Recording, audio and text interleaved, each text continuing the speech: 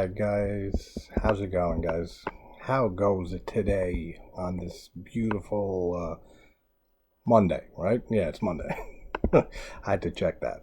So, I was supposed to be on my boy Mike's stream um, 2 Sundays ago or something like that. For him, I, Dave, and Alexi to count down our top 10 90s horror films of the 90s decade. And that's when I had COVID, so wasn't able to make that. And we did a stream of our favorite 80s, our top 10 80s horror films a little while back, and it was a great stream. So I was kind of mad that I missed that. So I figured, screw it. Next Sunday, we're doing our top horror films, top 10 of 2000 to 2009 of the aughts. So I figured let me crank out a quick video, which I always say quick, and then it's never quick. So who knows how long this will go. Probably not too long, though. Of my top 10 films, horror films of the 90s. Now, a lot of people, and rightfully so to an extent, always bitch on 90s horror, always say that it was in a decline, that there was no good horror movies coming out in the 90s. And I said this in my, like, the fifth, sixth video I did on the channel when I started for Scream, that the huge thing you hear all the time from Scream fans of saving Scream, Scream saved horror in the 90s, which people are very vague on that claim, first of all. I know a decent amount of them are referring to like the major slasher franchises that were kind of stagnating by the 90s, like Halloween. I mean, we have Halloween 6, which I love, the Curse of Michael Myers, but I'm in the minority there. We have Freddy's Dead, the Final Nightmare. So the Nightmare franchise was in trouble. We had Child's Play was just taken off, so that's good. And then Leatherface, we had Leatherface, Texas Chainsaw 3. So all like the main and like franchises in the slasher genre. Friday the 13th, we had Jason Goes to Hell and stuff. Yes, I can see that side of the argument, but people don't specify that. They just say that horror in the 90s sucked and then Scream saved it. So my boy Jason from Sinister Cinema Reviews, who I've been following for years, he did a awesome video on why Scream did not save horror in the 90s. I linked it back when I started my channel in that Scream video. I'm going to link it in the description and have it pop up somewhere over here too, because it's definitely a excellent video at that whole debate. But not wanting to get too much into that, since I talk, try not to, but always comes up in my presence, Scream anyway. But just some honorable mentions. This is a decent list of honorable mentions. But again, just trying to show how, yeah, horror was doing just fine in the 90s. Like, 80s is my favorite decade for horror films, like, without a doubt. And even the 70s, I put over that. Even the 2000s, I put over the 90s. But there was still great stuff. Now, I left a few of these off because I don't consider them full-on straight horror films. But if you're just talking about some of those in the early 90s, you've fucking Interview with a Vampire, Brad Pitt, like Antonio Banderas, like amazing performances. You have Silence of the Lambs, Anthony Hopkins, Jodie Foster. Like, I mean, all those movies in the early 90s. Misery, James Caan, the late great.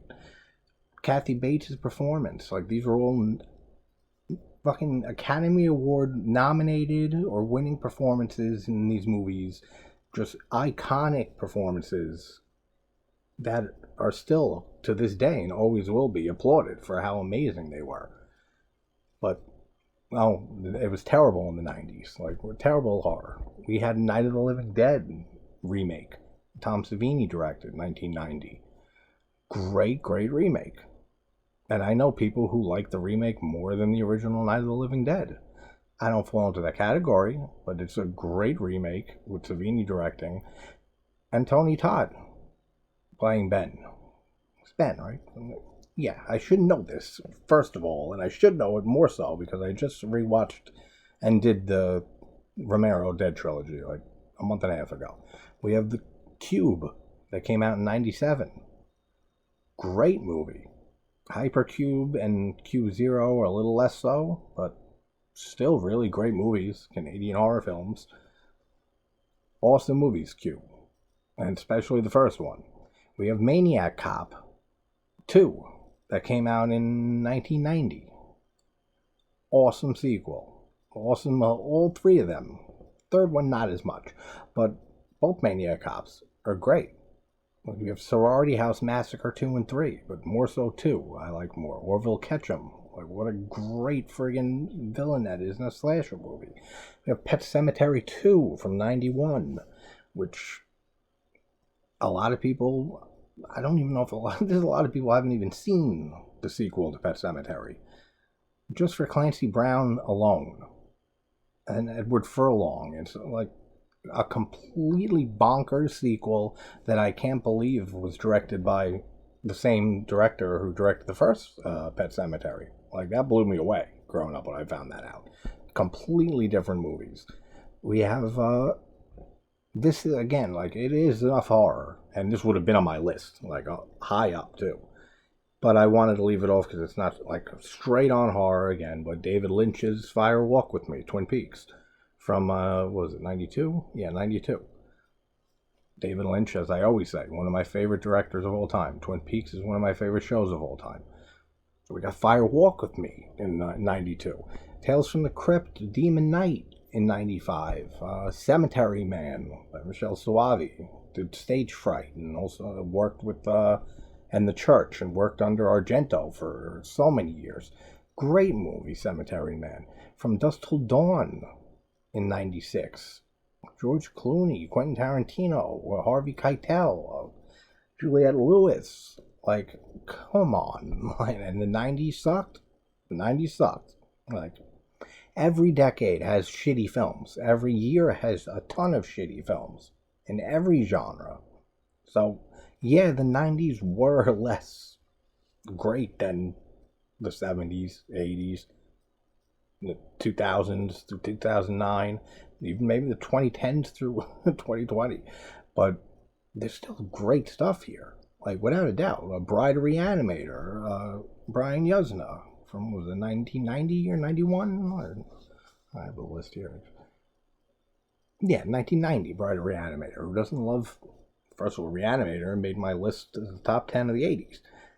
Amazing film. Bride of Reanimator, just as much. Like, not as great as Reanimator, but it's freaking a blast of a film, man. With Jeffrey Combs again, who is one of my horror icon legend idols. Like, I love Jeffrey Combs.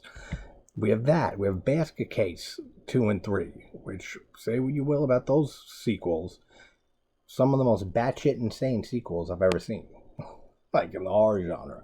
To a cult classic beloved film with the first Basket Case. But 1990, the second one came out. Lucio Fulci is A Cat in the Brain, and I know this is a divided film even amongst Lucio Fulci fans, but I like it. I don't love it, but I think it's a great meta film, and that's another film 6 years before Scream, with the whole meta humor and self-references and everything. But again, I mean, most Fulci fans are split on A Cat in the Brain, and it's not the majority of horror fans who are big into Italian horror or would even know what A Cat in the Brain is. So moving on from that, but American Werewolf in Paris came out in 97, which I really enjoy that one. I know a lot of people don't, but I really enjoy Werewolf in Paris. Definitely a different film. Event Horizon in 97. What a great movie that is. Night Flyer with Miguel Ferreira. I mean, what a great vampire movie. Frankenhooker, another Henenlotter film. Awesome. Such a great movie. Tales from the Dark Side, the movie in 1990. We got Audition by Takashi Miike. Who doesn't remember? Tick, tick, tick, tick, tick, tick, tick. The ending of that movie, like, absolutely awesome. Halloween 6, I had to mention, is Curse of Michael Myers. If I could take the producer's cut and mix it with the theatrical cut, pretty much like the ending of the theatrical cut with most of the rest of the producer's cut, that would be the best perfect version of that movie for me. But I've always loved Halloween 6, and I, again, am in the minority. I know that for sure. Thinner, Stephen King's Thinner that we got from Tom Holland in 96. Bride of Chucky in 98. And it keeps going. I mean, those are just like honorable mentions that I was looking at a list of 90s horror films, and so like, oh yeah, this one. Fantastic movies. So, I don't know. When it comes to the whole, yeah, I see what people mean about the 90s. I mean, I was a 90s kid, so I grew up with seeing a lot of these, and then as they came out in the later 90s, but there's still great stuff in here. So let's go into the actual list here. I'm not going to spend a lot of time talking about these, as most people have seen them. This is definitely, I can definitely say this about the 90s. There's definitely a much smaller pool to pull from. Like, absolutely. Like, if you look at people's top 70s or top 80s horror lists and stuff, you could see, especially people like me who are into Italian horror, and like, you'll see a bunch of different stuff. Here in the 90s, I think some of them may be a little obvious. So let's go. Number 10 is M. Night Shyamalan's The Sixth Sense. So, fitting that I just watched and reviewed his newest film, Knock at the Cabin, the other day. But I like Shyamalan. I'm not huge on him. Never have been. But my biggest issue with him is, well, one is that he's not that great of a writer. And his whole obsession with Hitchcock, I just did a whole thing on Psycho yesterday. Great, and he always wants to throw his little Hitchcockian cameo in there, which is fine. But he's very good at filming scenes and sequences for their atmosphere and for their creep factor. But like the relevance of any of those shots or scenes to his plots, he's just not great with that. He's just not a good storyteller, in my opinion. But he absolutely nailed it with his first film, with The Sixth Sense. No one saw that twist coming, really, with Bruce Willis. And I feel like that's a big problem with Shyamalan, too, is that he came out of the gates with an excellent film, then he didn't have any higher to go. He just had to go downhill from there. I mean, Unbreakables is fun. I like that movie. Signs is great. After that, that's pretty much it. I mean, just look at The Happening and Last Airbender and all of those terrible films that he kept releasing. The Visit's a very good found footage movie. I forgot about The Visit when I was talking about Shyamalan in the Knock at the Cabin review I did. But The Visit's great. And then Split, I love. That's pretty much it, like, when it comes to Shyamalan. So I don't know. That's my biggest issue with him, is that I feel like he came out with a masterpiece, or not a masterpiece, but an excellent film for his directorial debut, and then just didn't have it in him to go higher. He just kind of and then just went down. So, but no one can deny how influential and amazing that movie is. So, The Sixth Sense, number 10. Number 9, another meta and heavily self-referential film, 2 years before Scream, from the same director, from Wes Craven. We got Wes Craven's New Nightmare from 94, which, amazing movie. And my favorite in the franchise since the third movie, like, without a doubt. I just did the whole franchise. Well, actually, I still have New Nightmare to do, and the remake, which is abysmal. But Nightmare isn't really my franchise. Past the third movie, past Dream Warriors. The first one's a timeless classic. Freddy's Freddy's Revenge Part 2 is my favorite in the franchise. Which, yeah, I know how unpopular of an opinion that is. And actually, I can't wait. I just heard back from the director of Nightmare on Elm Street 2, Jack Shoulder, who also directed Wishmaster 2 and Alone in the Dark with Donald Pleasance from 1982, I want to say, and a few other films. A great director. And I finally heard back from him again. He's in Mexico, so I had to hit him back on the 1st of March, and we will lock in a date and time to have him on the channel so we can have a nice interview and talk with director Jack Shoulder and talk about Nightmare on Elm Street 2, Alone in the Dark, Wishmaster 2, and all his few other films of his that I've seen over the years. So that'll be a nice little interview for sure. But Wes Craven's new Nightmare, man. I mean, after Dream Warriors, which is fantastic too, it just doesn't do it for me after that. 4, 5, and 6, it's just whatever they are. But then Wes Craven's new Nightmare, it just kicked it back up like so well. Like such a great movie. I love Freddy's look in this, like with the black like trench coat almost that they put on him and added to him. Love that. Love how Freddy looks in this movie. Just all of it. And the self-referencing and the meta stuff is handled so well that it blows my mind that it's the same director who would go on to do Scream. But all right, next, number 8. Speaking of Scream, we have The Faculty at number 8 for me, 1998, which Kevin Williamson wrote, and it is the only film that Williamson penned the script for that I love and adore. I absolutely love The Faculty. Like, it shows right here that Williamson has potential to reach me, like to write something that I really, really enjoy. And the fact that he's just, I don't know, never done it for me otherwise is like a crime, basically. Like, I can't get into any of his movies. And the biggest reason for that is just the feel to it. The Dawson's Creek, which makes sense because he created Dawson's Creek. But that old CW, pretty boy, pretty girls, just watered down slasher films do nothing for me. That's why Scream never worked for me at all. Like, there's some stuff in the first one. There's some great stuff. The intro, mostly, with Drew Barrymore. And some little things here and there. I love Matthew Lillard, but that never worked for me. And then all the movies that it ushered in afterwards, just terrible slasher movies that I don't even consider slashers. All the Scream sequels. I Know What You Did Last Summer, and the sequels to that. Urban Legend and the Urban Legend sequels. Urban Legend's actually not too bad. The sequels, though, are terrible. Halloween H2O, which I'm not a fan of. Williamson rewrote and wrote all over that script. And you can see it and feel it, like, throughout that whole movie. All of that.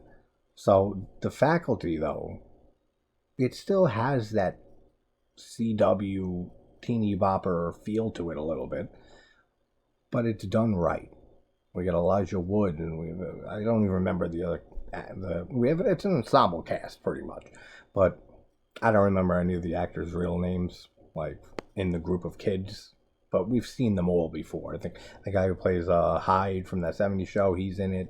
There's a whole bunch of people that you'll recognize, but just the whole, and there's some meta stuff in here too.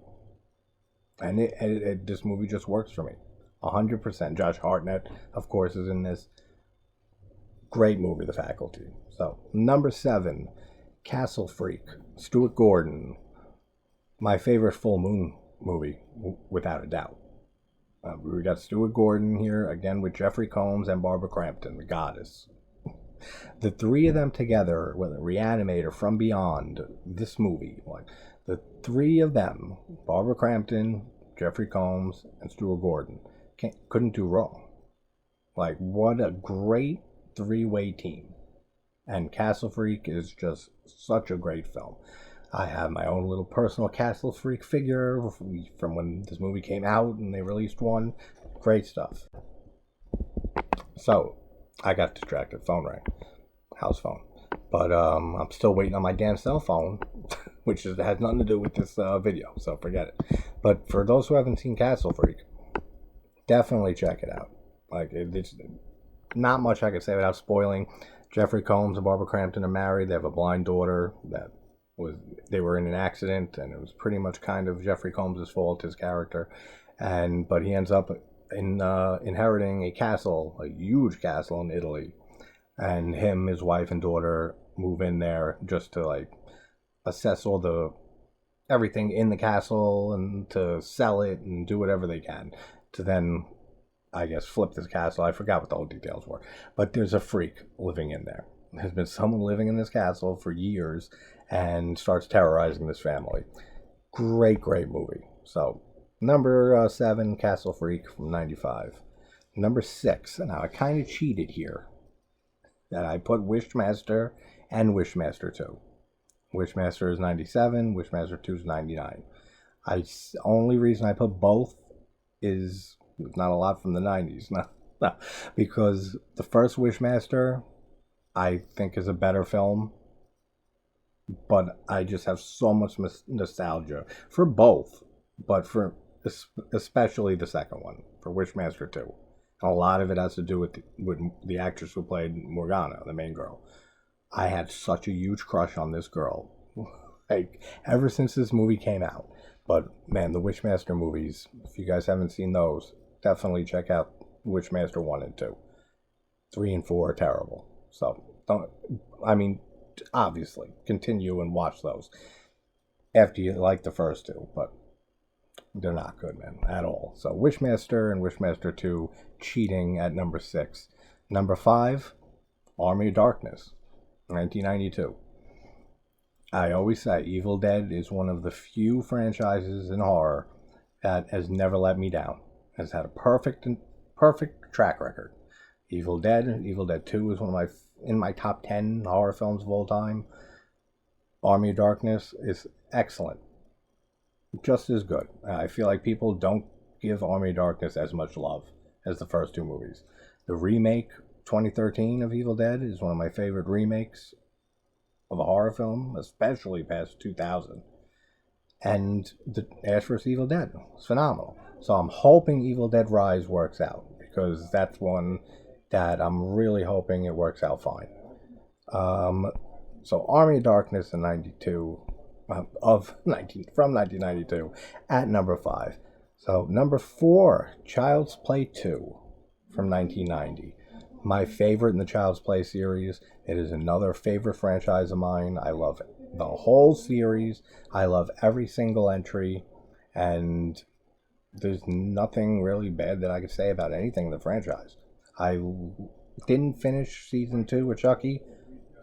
Went through the first few episodes or so, and then just it wasn't hitting for me. So I gotta still rewatch the second season. But that sucked. Like, Don Mancini, everything he touches is gold for me. So besides the remake in this whole franchise, which is abysmal for me, everything. But yeah, love Chucky. Who doesn't? So this video is getting a little long. So number 3, top 3 here. Now these 3 can be kind of rearranged in any order, but In the Mouth of Madness, John Carpenter, 1994. It's on Tubi right now, so I'll probably have a video out in the next week or two on it. It's my 3rd favorite Carpenter film, and one of my favorite of the 90s. Number 2, Candyman from 1992. This is pretty much, you can switch it with my number 1, because they're both excellent masterpieces.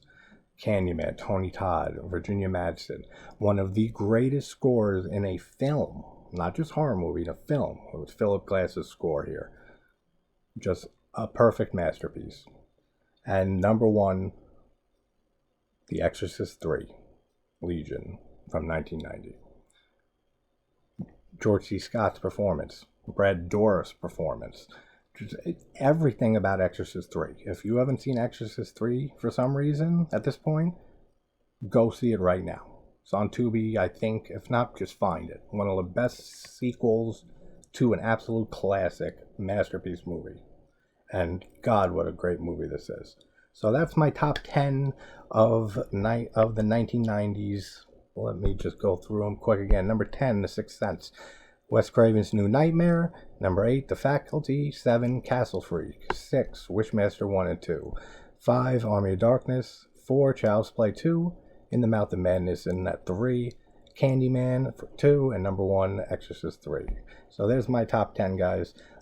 Join me, Mike, and Dave next Sunday night to do our top 10s of the 2000s, 2000 to 2009.